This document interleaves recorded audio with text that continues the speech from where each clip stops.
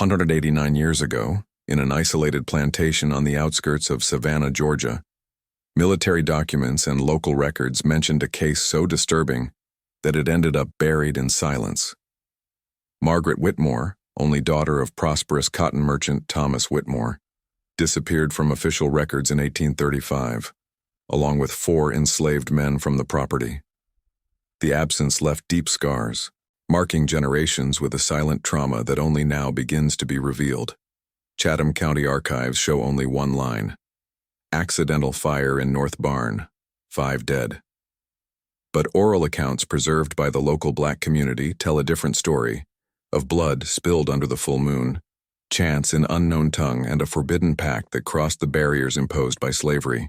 What really happened that March night remained hidden for nearly 2 centuries, protected by fear and the power of the Whitmore family. In 2019, when the old property was sold for real estate development, excavations revealed something that official documents tried to erase.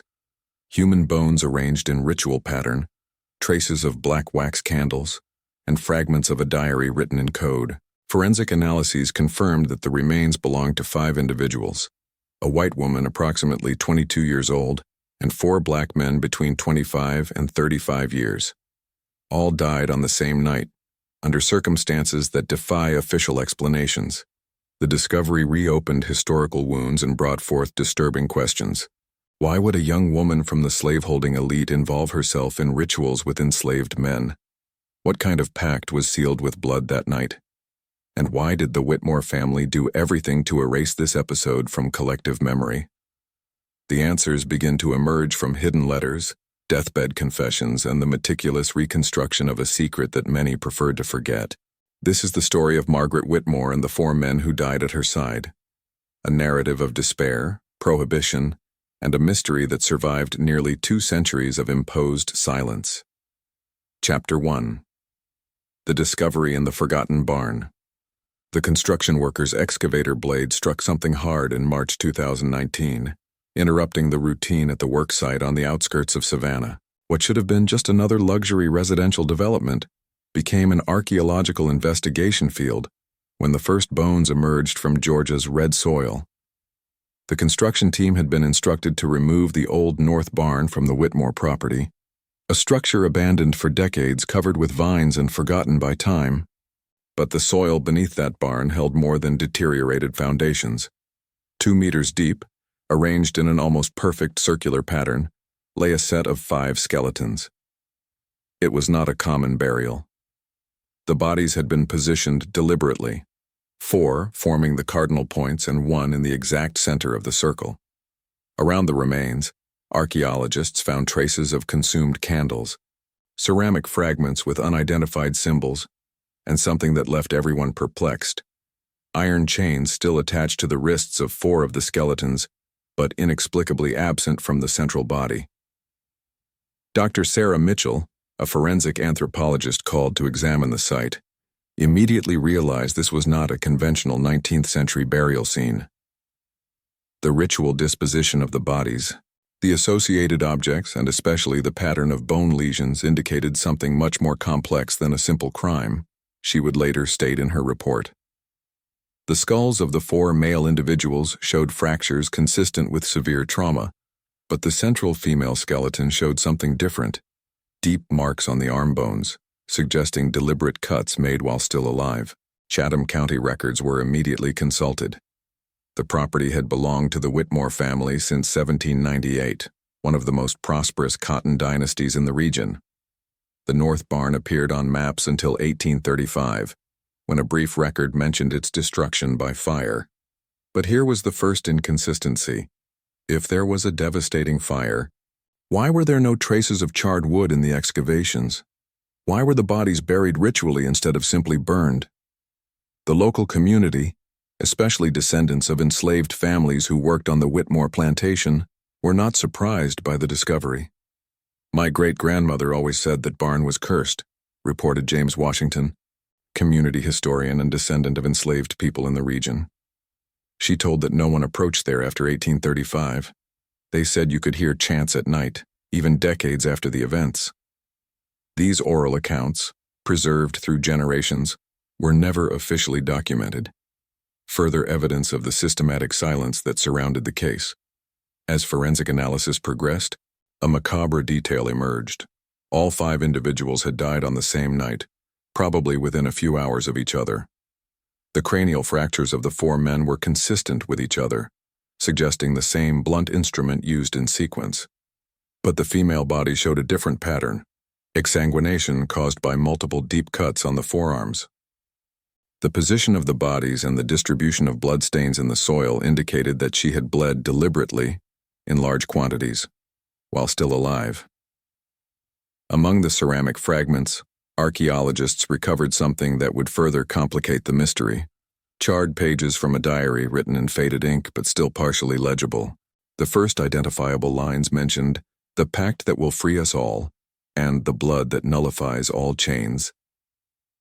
The handwriting was educated, clearly from someone with formal instruction, something uncommon among enslaved people of the era, but expected from a young woman of the Southern elite. Local news covered the discovery as historic bones found on old plantation, but avoided mentioning the more disturbing details of the archaeological site. Pressure from descendants of the Whitmore family, still influential in the region, ensured that coverage remained discreet. But Savannah's African-American community knew this was more than just an archaeological discovery. It was physical confirmation of stories whispered for nearly 2 centuries. Before continuing, subscribe and activate the bell. Here we unearth secrets buried by official history and give voice to what was silenced. Chapter 2. The Slave Master's Daughter and the Chained Men. Margaret Whitmore was born in 1813, only daughter of Thomas Whitmore and his wife Catherine. Parish records describe her as a young woman of extraordinary beauty and unusual inclination to studies, educated by private tutors brought from Charleston. But Margaret was more than just an obedient daughter of the slave-holding elite. She was an anomaly in her own world, and this would seal her fate in a tragic manner. The Whitmore plantation prospered with cotton and indigo production, maintaining about 120 enslaved people on its lands. Thomas Whitmore was known for his calculated brutality, not a master who displayed open anger, but someone who applied methodical punishments and recorded every transgression in detailed ledgers. These books, partially preserved in state archives, reveal a disturbing pattern.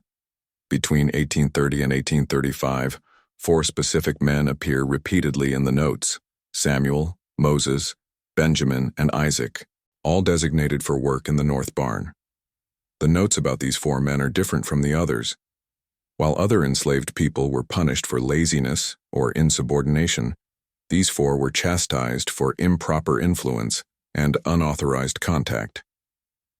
In 1833, there is an enigmatic entry: separated from main area, confined to North Barn until further notice. This forced segregation suggests that Thomas Whitmore had identified something that deeply concerned him. But what? Personal letters from Catherine Whitmore to her sister in Charleston, discovered in 2021 in a family archive, shed disturbing light on the situation. In a letter dated January 1835, Catherine writes, "Margaret spends hours in the North Barn, under pretext of supervising work. Thomas has forbidden her visits, but she openly disobeys. I fear for our family's reputation and my daughter's soul.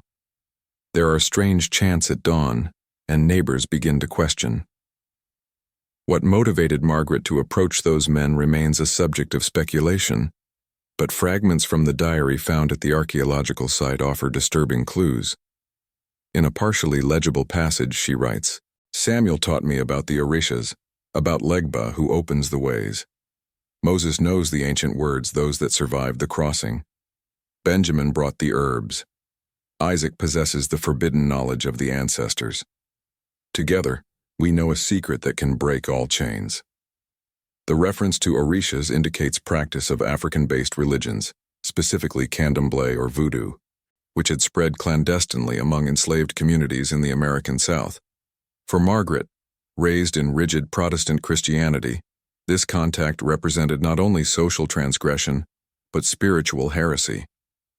However, something in that knowledge attracted her irresistibly. Testimonies preserved by local African-American oral tradition indicate that Samuel was originally from what is now Benin, brought directly from Africa with knowledge of Ifa. Moses had been purchased from a Louisiana plantation where voodoo practices were more established. Benjamin and Isaac were Georgia-born, but had learned from elders the rituals their grandparents brought across the Atlantic. Together, these four men represented a direct line of African spiritual knowledge, something slave masters deeply feared and tried to suppress with violence. Margaret's relationship with these men defied all hierarchies of the slaveholding South. A white woman from the elite conversing, learning, and trusting black enslaved men was unthinkable, a social and potentially legal crime. But Margaret seemed willing to cross those boundaries. Another diary passage mentions, "My father promised me to Colonel Bradford's son in matrimony. I prefer death. Samuel says there is a way, a pact that will free us all. The price is high, but I am willing to pay it." Arranged marriage was common among Southern elite families, but Margaret clearly rejected this destiny. The idea of the pact suggested in the diary points to something deeper, a ritual that, according to their beliefs, could fundamentally alter her destiny and possibly free the four men.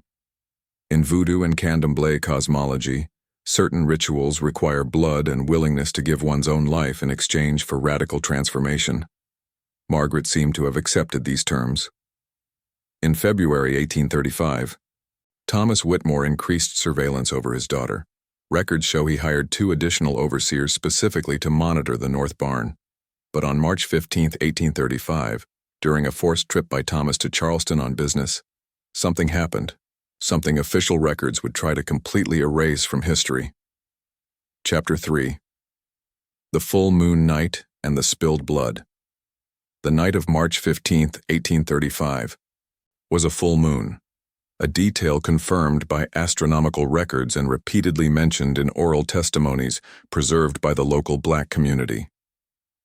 Thomas Whitmore was in Charleston. Catherine had been sedated with laudanum by her personal physician, suffering from weak nerves after weeks of family tension. The plantation was under supervision only of overseers, who that specific night gathered in the main house to drink whiskey, leaving slave quarters with minimal surveillance. Margaret Whitmore left the main house at 11 at night, carrying a discreet bundle. Witnesses would later report seeing candlelight moving in the North Barn shortly after midnight. What happened in those initial hours of March 16th remained hidden for 184 years, until the charred diary offered terrible fragments of truth. Forensic analysis of the found bones revealed that Margaret suffered multiple deep cuts on her forearms, pattern consistent with deliberate ritual bleeding, not impulsive suicide attempt. The marks on the bones indicate that the cuts were made with a sharp blade, probably a ritual knife, and that she remained conscious for considerable time while bleeding. The position of the body in the center of the circle, with arms extended over a ceramic basin recovered at the site, suggests the blood was deliberately collected. The 4 men, Samuel, Moses, Benjamin, and Isaac, were chained at the 4 cardinal points around Margaret. The chains still attached to their wrists were the type used for punishment immobilization, not transport. This means they were chained specifically for that ritual, positioned so they could not move, but could witness what happened in the circle's center. The question haunting investigators is, were they chained by force or did they voluntarily accept this role in the ritual? Diary fragments suggest meticulous planning. Samuel will trace the circle with powder of sacred ashes. Moses will chant Legbah's words to open the paths between worlds. Benjamin will burn the herbs that allow vision. Isaac will hold the chains that symbolize the slavery we want to break.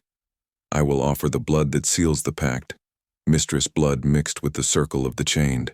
When the moon is at zenith, the ancient gods will decide our fate. The mention of ancient gods in Legbah confirms the ritual had roots in Voodoo cosmology, where Legbah is the Orisha who opens gates between the material and spiritual world. The use of blood, especially from a white elite woman voluntarily spilled in ritual with enslaved men, represented maximum transgression of racial and social hierarchies, a type of radical spiritual equalization that challenged the entire structure of slaveholding society. But something went terribly wrong. The fractures in the four men's skulls indicate violent blows applied in rapid sequence, probably with heavy metal instrument like axe or mace. Analysis of the mark suggests a single attacker struck the four chained men one after another, while they were incapacitated. Margaret was already exsanguinated at this point. The amount of blood absorbed by the soil indicates she had bled for at least 30 minutes before the violence began. Oral testimonies preserved by the Washington family offer an alternative version to official records. According to accounts passed through generations, a group of white men from the neighborhood, alerted by an overseer loyal to the Whitmores, invaded the barn when the ritual was in progress. "My great-great-grandfather was in the slave quarters that night," says James Washington. He said they heard terrible screams, interrupted chants, and then absolute silence. The next morning, the barn was locked and guarded by armed men. No one could approach. Now I invite you to leave in the comments where you are watching us from and the exact time you're listening to this story. I want to know how far these silenced accounts reach. Chapter 4. The Purchase, Silence, and the Fire That Never Happened. When Thomas Whitmore returned from Charleston on March 18, 1835, he found his property shrouded in terrifying silence. The official records he himself would later generate mention only: accidental fire in North Barn, 5 regrettable fatalities, including my daughter Margaret. But the absence of fire traces at the archaeological site exposes this version as deliberate fabrication, a narrative constructed to hide the disturbing truth of what really occurred. Letters preserved between Thomas Whitmore and the county sheriff, discovered in 2022 in Georgia Judicial Archives, reveal how silence was systematically implemented. In correspondence dated March 20, 1835, Whitmore writes, "Our family's reputation and the social stability of this region depend on absolute discretion. The bodies have been properly handled. No formal investigation is necessary." The sheriff's response, dated 2 days later, is equally revealing. "I agree completely. The official report will mention only the fire. No additional details will be documented." This complicity between slave-holding elite and local authorities was not exceptional. It was the norm. Any serious investigation of the ritual would have exposed not only Margaret's transgression, but an entire clandestine network of African knowledge and spiritual resistance operating under the master's surveillance. For the white Southern elite, this revelation represented an existential threat to the racial mythology sustaining slavery, the idea that Africans were spiritually and intellectually inferior. The 5 bodies were secretly buried at the ritual site, not in consecrated cemetery. This choice was not accidental. Margaret, for having participated in pagan practices, could not be buried in Christian soil without raising questions. The 4 enslaved men, evidently, never even merited consideration of formal burial according to the master's mentality. The barn was locked, fenced, and declared structurally dangerous. For decades, no one would approach there. Catherine Whitmore survived her daughter by only 3 years, dying in 1838 of unspecified causes. But her letters to her sister, written in those final years, reveal a mind shattered by guilt and trauma. "I hear Margaret calling me at night," she writes in 1837. "I see the 4 chained men in my dreams. I should have prevented everything, but I feared my husband more than I feared God. Now I pay that price in eternal torment." These confessions suggest Catherine knew of the violence that occurred but was coerced into silence. Thomas Whitmore, in turn, discreetly sold portions of the plantation in subsequent years, drastically reducing operations. Commercial records show abrupt decline in cotton production after 1835. In 1842, he sold the complete property and moved to Virginia, where he died in 1849. His will surprisingly freed 3 specific enslaved people, 2 men and a woman who had witnessed the events of March 1835. This uncommon manumission suggests a late attempt to appease a tormented conscience or silence final witnesses. Subsequent buyers of the Whitmore property faced inexplicable difficulties. The North Barn remained untouched until partially collapsing in 1891. Each owner avoided that structure, justifying with vague superstitions about bad luck or unstable foundations. In reality, collective fear perpetuated through generations kept that place untouched, an unmarked grave protected by complicit silence of an entire community. The local African American community, however, preserved a different version through oral tradition. "My great-grandfather said Margaret tried to break the chains of slavery literally, with blood and magic," explains Reverend Eliza Thompson, descendant of an enslaved family in the region. "The four men were wise ones, knowers of the ancient ways.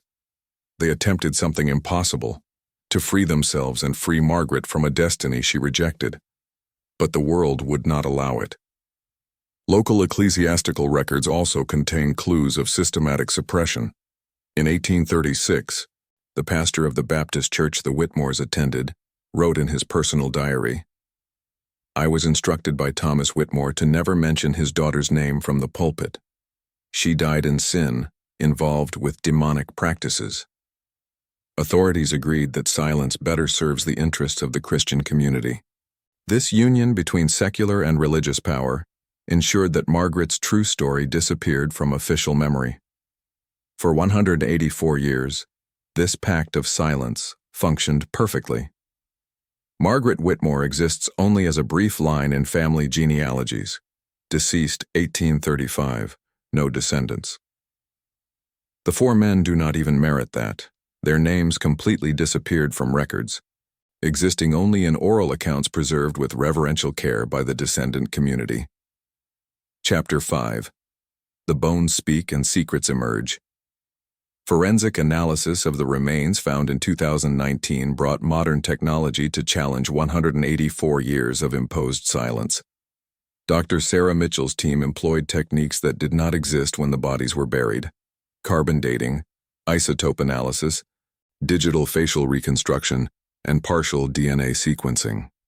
Each method revealed additional layers of the tragedy buried beneath the Whitmore barn. Carbon dating confirmed that all 5 individuals died between 1830 and 1840, consistent with fragmentary records from 1835. But it was bone isotope analyses that offered disturbing revelations about these people's lives. Isotopes are chemical markers indicating diet and geographic origin. The 4 male skeletons presented different isotopic signatures from each other, evidence they came from diverse regions. The skeleton identified as Samuel, based on comparative analysis with enslaved purchase records in Whitmore archives, presented isotopes consistent with childhood in West Africa, probably current Benin or Nigeria. This confirmed oral accounts that he possessed direct knowledge of African religious practices. Moses presented markers from the Mississippi Delta, suggesting years of work on Louisiana plantations where voodoo was more established. Benjamin and Isaac were local, with isotopic signatures from coastal Georgia. The central female skeleton was compared with genealogical records of the Whitmore family. Mitochondrial DNA extracted from bone tissue was compared with samples from documented Whitmore descendants through parallel lineages. The match confirmed with 99.7% certainty. Those bones belonged to Margaret Elizabeth Whitmore, daughter of Thomas Whitmore, who at 22 years old bled to death in forbidden ritual with 4 enslaved men. But perhaps the most moving discovery came from pathological analysis of Margaret's bones. She presented evidence of old fractures in her left arm and ribs, partially healed injuries dating from months or years before her death. These fractures are consistent with repeated domestic violence, explained Dr. Mitchell in her report. Margaret Whitmore lived in an environment of physical abuse, probably perpetrated by her own father. This revelation adds tragic dimension to the story. Margaret was not just a rebellious young woman defying social conventions. She was a violence victim seeking escape from unbearable existence. The ritual with Samuel, Moses, Benjamin, and Isaac represented more than spiritual curiosity. It was a desperate attempt to free herself from literal prison imposed by family and slaveholding society. The diary fragments, submitted to advanced graphological analysis, revealed progressively more agitated writing in the weeks before March 1835. "The marriage to Bradford will be my death," she writes in a February entry.